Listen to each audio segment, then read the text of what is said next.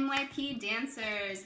I wanted to finally get this little video tutorial for you to practice with.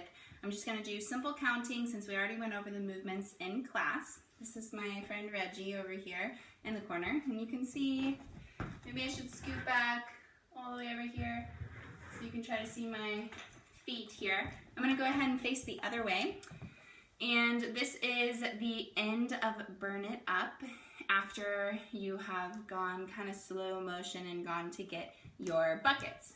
So you get your buckets and you go 1, 2, 3, and 4, 5, 6, 7, and 8. 1, 2, 3, and 4, 5, 6, 7, and 8.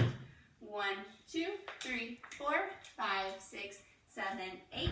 1, 2, 3, 4, 5, 6, 7, 8. 1, 2, 3, 4, 5, 6, 7, 8. 1, 2.